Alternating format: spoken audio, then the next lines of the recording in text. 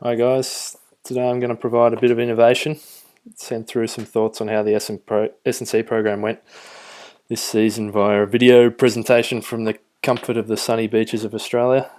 Um, I saw that these evaluations popped up on the Gmail, so thought I'd take some initiative and send through some thoughts via the video.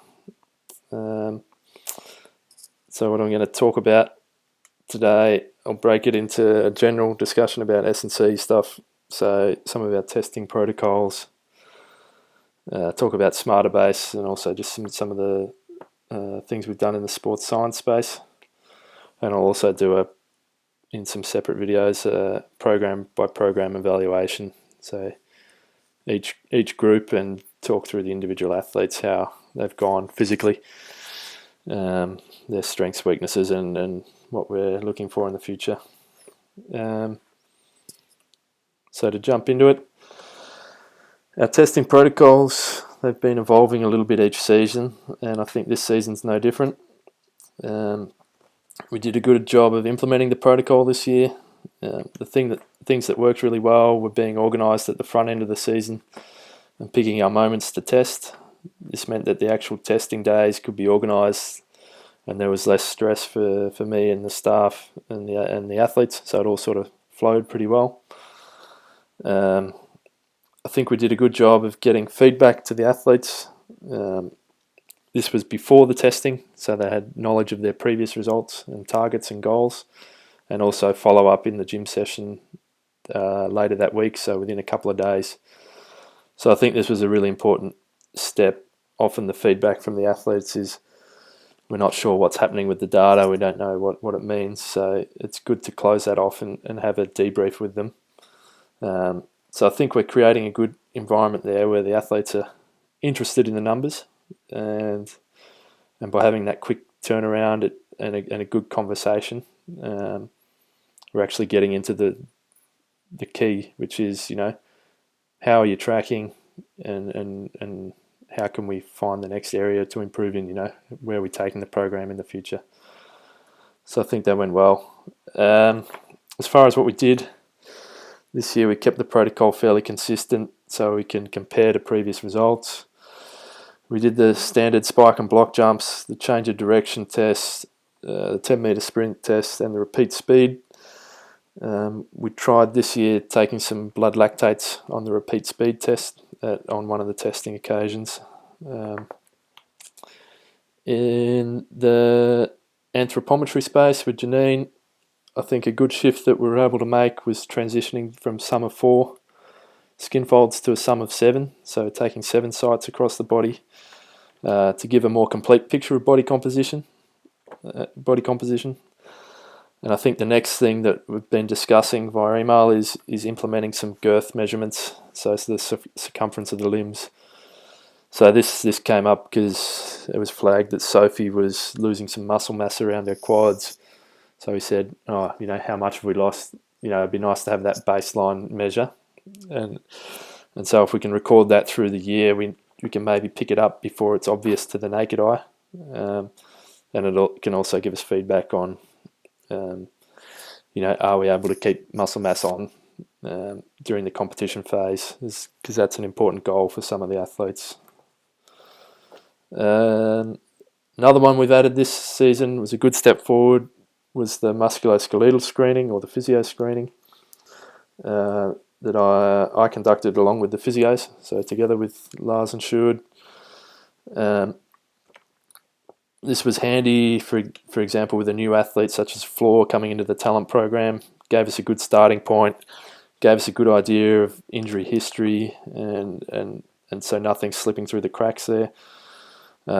It's also good to track a couple of the key variables with our top team guys, and using the data to back up what we think we see. So we always say we think the shoulder rotator cuff strength's dropping in the competition periods. So now we can, retest and see if that actually is the case. And then over a period of time, we'll be in a better position to say, is that a normal thing for a volleyball population?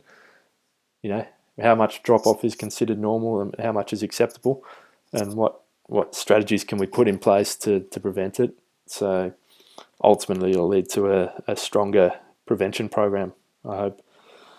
So I'll sit down with Lars Schuert and Alphonse and we'll review that protocol, and if there's anything we want to modify, what worked, what didn't with that, and we'll probably make a few little changes, but we'll look to keep it pretty consistent.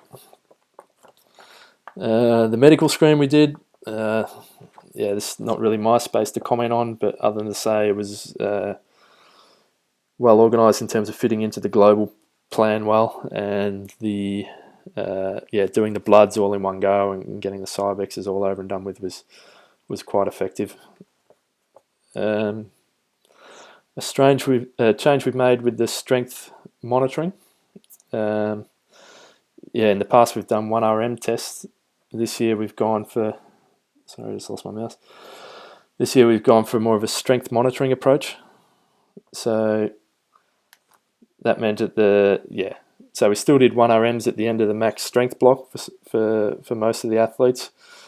And for some of them we did it at a period in season as well. But for most of them, we just did the one lot of 1RMs, and then we're just monitoring their strength through the season by looking at their best lift for the week. How heavy was it? How many reps? Was it close to a maximal effort? And from there you can extrapolate their 1RM using a formula. So I think that was a good way. It created a good training environment in which they're pushing athletes, they're touching on their maximal strength levels throughout the season, and we actually did a good job of maintaining strength through the season this year. But also it's just that extra layer of safety. You're not getting the massive muscle soreness post-testing. And at any given moment, I can know how an athlete's tracking in terms of their strength. Also introduced some power monitoring this season.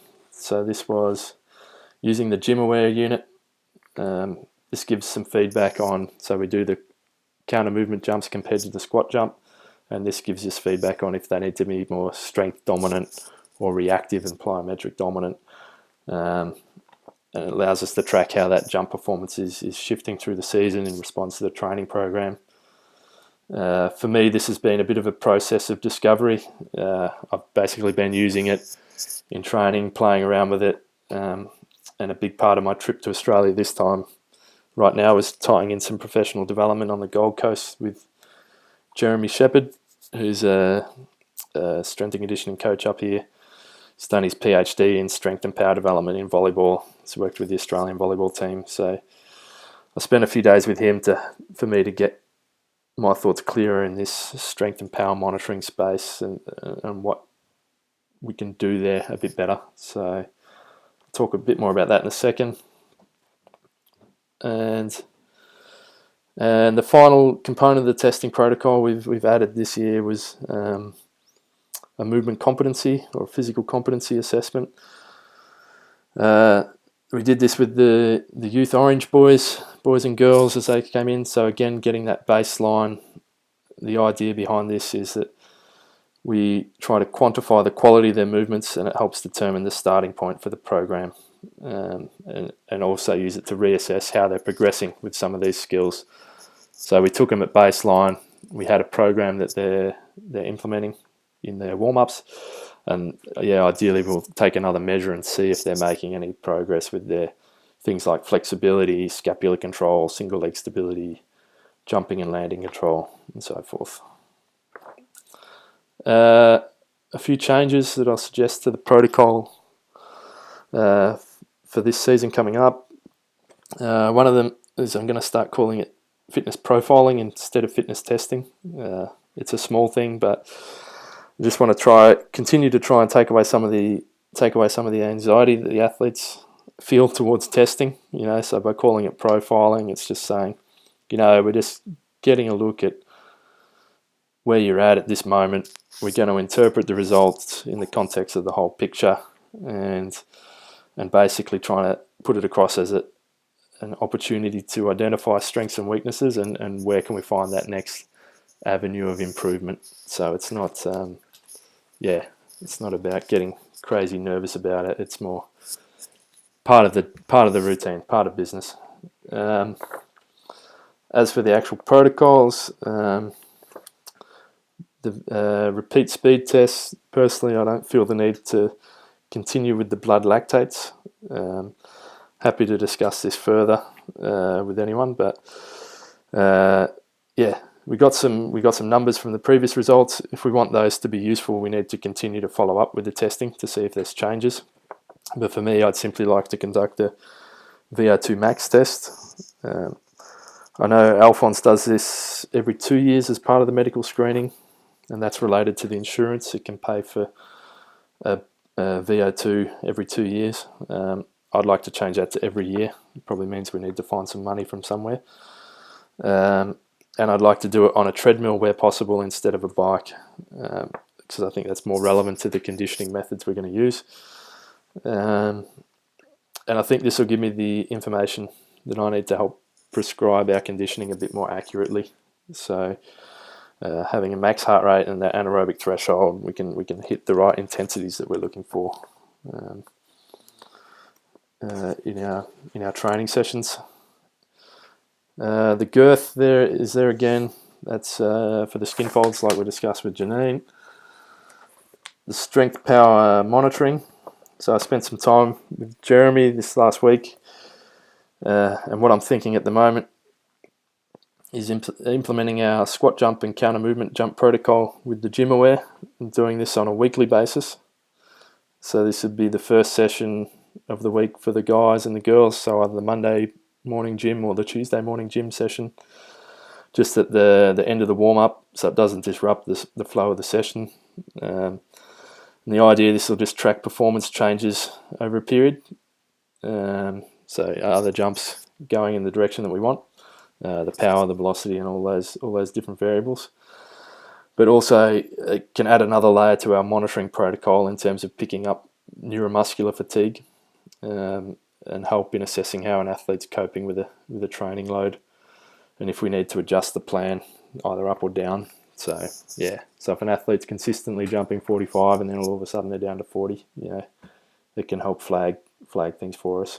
And then I'd also like to look at, alongside that, some loaded squat jumps. So we've measured a lot of these through training this year, but I'd like to develop it into a bit of a protocol for this season, and look at a squat jump with 50% of body weight external load and 100% of body weight external load, and just see over the different force velocity ranges how each athlete's generating their jump height, which can give us a bit greater insight into how they may respond to certain training methods. And same, we want to put a depth jump in there, so that measure of elastic strength. So I think that gives us a comprehensive look at where they're finding their strength and power from, and I think this can really help us in the planning and peaking of performance, which is going to be really important for this year. And I don't see these activities being too high risk. Getting some volleyball guys to jump, it's what they're doing day in, day out, so I think it should be manageable. The other one that I'm looking to develop is this physical competency. So at the junior level, it's going well, but I'd like to implement it eventually throughout the whole pathway.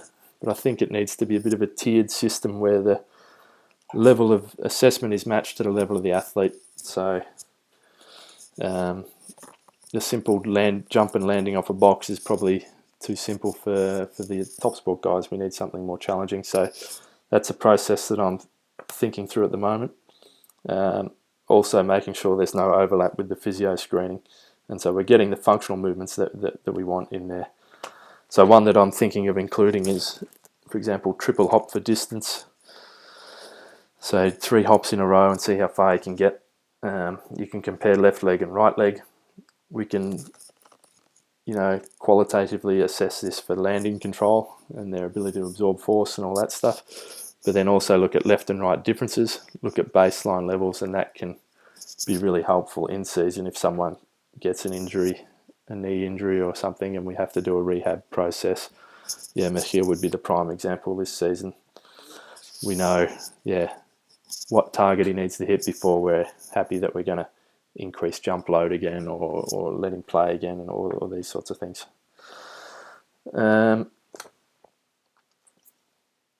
So that's something I'm working through. I'm chatting to a few guys on at the moment in my network. So yeah, stay tuned on that space. Overall, testing has gone well. We need to adapt and improve as we go. It's getting close to a pretty comprehensive assessment protocol, which we're implementing really well. And I think this supports my philosophy on physical development, which is simply do what's right for each individual at any given point in time based on the information you have available. If we have high quality information, we can make better decisions. So that's as simple as that.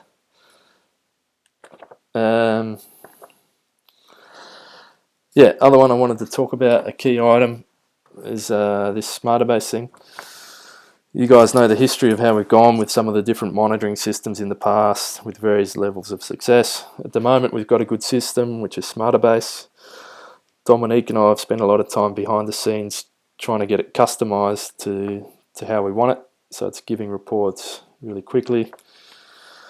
The pattern of use we've seen this season is it's been pretty good in the training periods, but there's been some drop-off, some worse than others, during the competition periods in terms of athletes putting data in. At the moment, we're using it to house all our testing data, and that part of it's working really well. We can run reports really quickly and easily and compare different athletes to each other, so it's quite flexible with that. But the main function we're going to use it for is the monitoring of the daily training load and the athlete's response to the training load, which is the wellness information. So so my opinion is a necessary thing, and we need to do it. It can really help us push ahead from some other countries. I think there's a lot of good reasons to do it. It helps us to individualize programs to a greater level. It can remove some of the personal bias in our decision making and be a bit more evidence-based, perhaps. We can create a better understanding of the demands of the sport in terms of how many jumps are happening and what different sorts of jumps. Can create a better understanding of each individual's response to load. Can use it to problem solve when things go wrong. Can assess if the program's been effective, identify strengths and weaknesses, help set targets for athletes, which can provide incentive and motivation, historical records, use it in talent ID and benchmarking. So, what qualities do we want to see? What have our good guys got? And how does that flow down through the pathway? Guide injury, return to play. It's that whole intellectual property that the organisation's developing. So for me, there's 1,000 reasons for why we should do it and do it well. Why doesn't it work? Athlete compliance. So basically, it's not a habit, it's not a routine. They're not filling it in for whatever reason. So we're trying to remove some of those barriers. I've got a computer in the gym that's open there all the time, connected to the internet, so athletes are filling it in at the end of the session. Bang, remove one barrier. Let's get an iPad sitting there at Lindo, so before they leave, they're filling it in.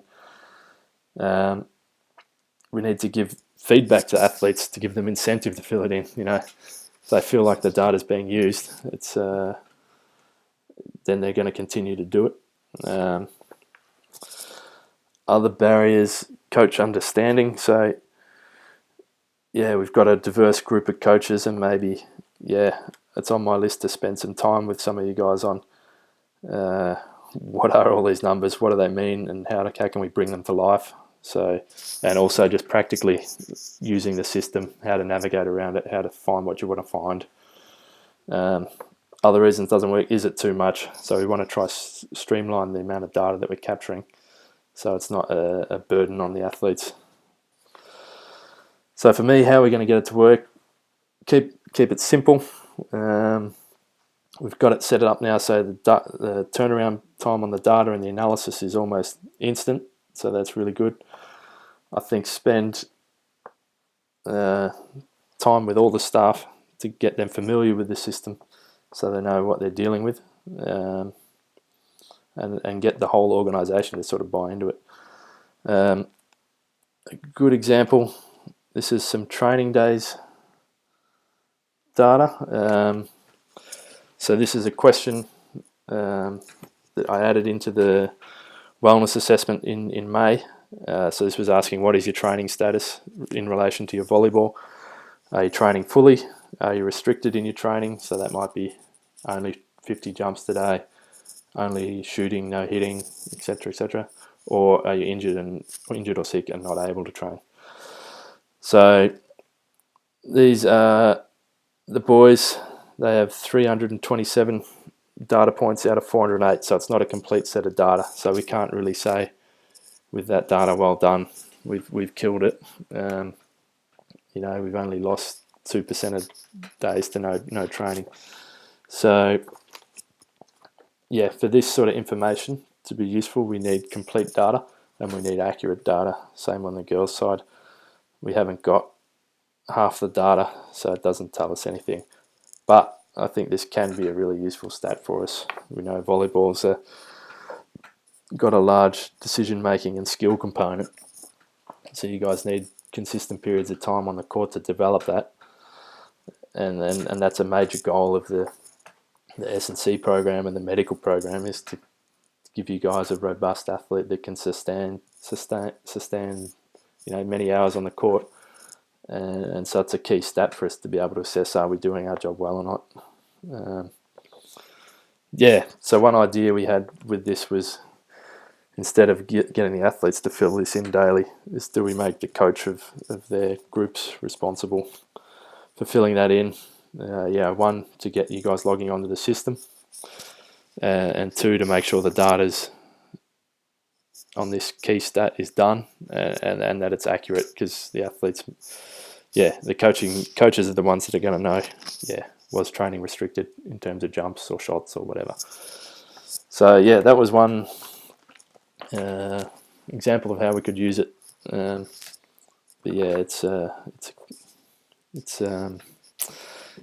think we need to decide as a group how we want to go forward with it, but I'd be a strong advocate for getting involved.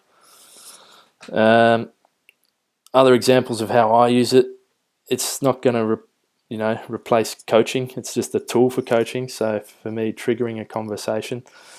So one we had a while ago was Yantine was in the gym, and there's just a few little niggles and complaints, nothing really major, just sort of something wasn't quite right. So I went in there. Within 4 clicks, I printed off this report, and 10 minutes after the session, I'm having a look through and looking at some of these variables.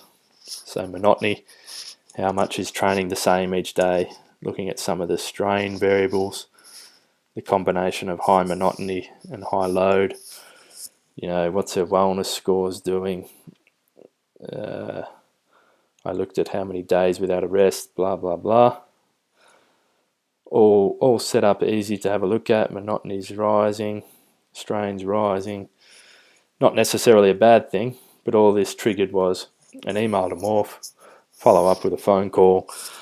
We talk it through, and whether we use that or not, it's not important, but at least it triggered that conversation. The other one is just running quick reports.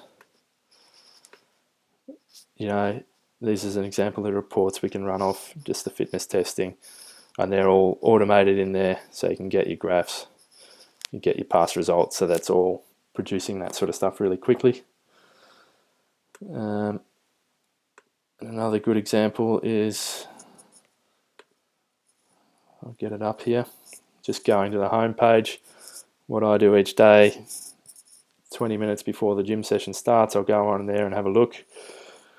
What are this is a squad of athletes, who's filling it in, what's happening, Rinder, 5 hours sleep. If I want more information, I click. No, he didn't sleep much, poor quality, blah, blah, blah. I can have a quick look, and then when I know when he presents to me in the gym, what state he's likely to be in, it can trigger a follow-up conversation with him on that sort of stuff. So that's the The smarter base stuff, yeah. So for me, I think as an organisation, we need to take the next step with it and get everyone buying into the thing and using it more effectively in the next season. Um, um, the other bit I want to comment on is the sports science space. Some of the projects we've been working on. Number one, development of Smarterbase, which we've just spoken about. Number two, working with the Polar team and the team app and the heart rate monitors. Some of the time invested in this last year will pay off this year. So as we got familiar with the technology, how to use it, hopefully sorted out some of the issues. And then as we continued to refine our philosophy of monitoring sessions live, giving feedbacks, and then modifying in the spot to have the right impact.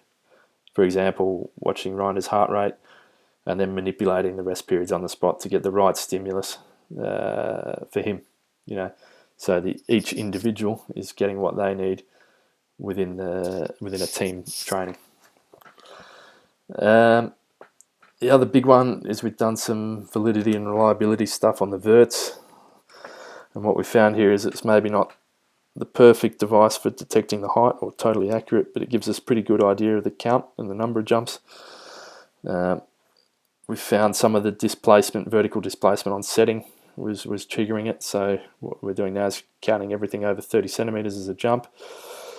So this has been crucial in determining how many jumps we're doing in a match, a training, a warm-up, etc. And has really helped on the men's side guide some of the rehab protocols.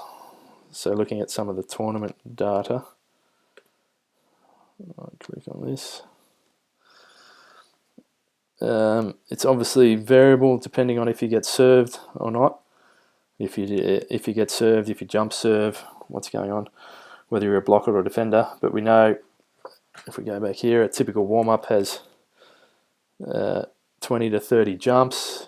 We know that Chris was doing as many as 120 jumps in a match, 1.5 to 2 jumps per minute. We know that a defender can still be required to jump over 100 times in a match. This one here with Rynder. We know that if you play multiple matches in a day, on this occasion it could be up to 220 jumps a day.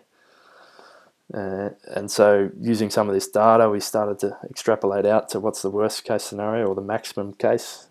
And we got this figure of 1,000 jumps for a blocker. Might be if they're playing 3 setters in every match of the week, and you could potentially have to do this 3 weeks in a row. So this data really helped us in being able to understand what's required and how to work towards these goals in our training phases.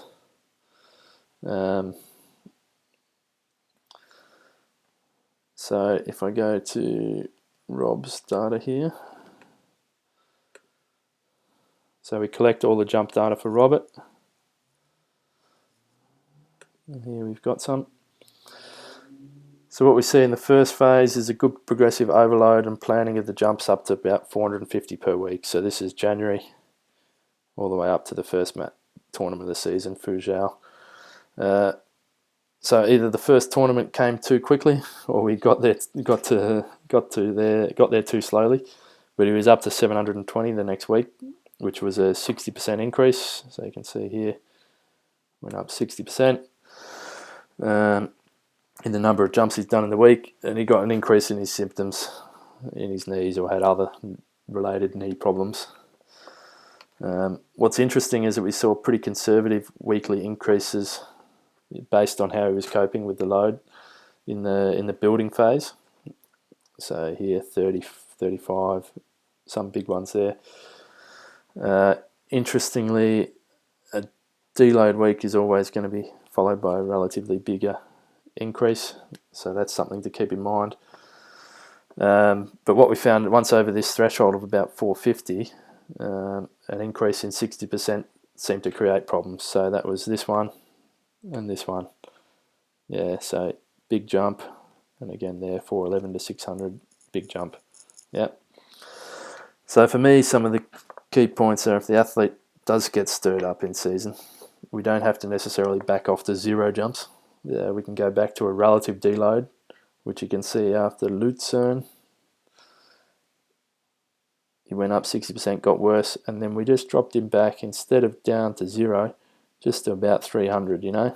So then the next increases were he was able to tolerate, if that makes sense. So we're trying to find that sweet spot in the loading for some of these tendons. So once he's over the 450 threshold, again, the smaller increases, staying under that sort of magic 60% mark at the moment seem to be working. So you can see that from Moscow to Croatia, he's gone up 25% and been able to manage that. So it's not a perfect science, but having good reliable data is really helping us in being able to prescribe the load accurately and keep the guys healthy. So this ties in with the SmarterBase discussion and recording our data and housing all our data, because I think it can really help us. And I had this chat with Madeline halfway through the season. If we drop the ball with the data collection, we can't establish these trends. And then in some cases we have to resort back to going back to 10 jumps and then 20 jumps and then 30 jumps and building it up really safely. But if we have this, maybe we can, find those optimal loading zones for each athlete, and that's going to give us more opportunities to train and get better, which is only going to be good for athletes and coaches. So some good benefits from this approach, some side effects. So firstly, limiting the number of jumps in practice, I think, has forced the coaching staff to be more creative in designing some of the sessions, and in a lot of cases the quality of the practice has been really good because they don't want to waste any jumps. But then also at the other end of the spectrum, we were able to problem solve when athletes were trying to meet a high target of jumps, 150 jumps in a day or something, and then that's allowing the coaches free rein to do what they want to do volleyball wise. But then if there's still some jumps left, we were able to work on some specifics such as landing control off a box, plyometric work, some more physical development in a non-volleyball setting. So I think that was a good philosophy and a good step forward with that. So we made a big jump with that, excuse the pun, but I'd like to continue to take it another step forward. The next thing is for us to get a handle on is the fact that a jump doesn't equal a jump. A spike isn't the same as a block, which isn't the same as a jump float, which isn't the same as a jump topspin, which isn't the same as landing on one leg outside the court, out of balance. So, and the other thing from a rehab sense is tendon loads are also related to accelerations, decelerations, and change of directions. So the next step for us is to be able to quantify all these things. So at the moment we have Dominique helping us as a student, but there's also a new student starting up, which is going to be helping us. So if it's okay with you guys, I'd like to put him on this project of quantifying joint loads in all the different volleyball movements using accelerometers basically. So yeah, for me that's the next step in our load monitoring, and it'll take us to the next level. And after the next Olympics, maybe I want to do a PhD in this stuff. So that's an update on a few of the projects, S&C wise. Hopefully, it just triggers some conversation and follow up with you guys when I'm back in Holland. Thanks for your time. Cheers.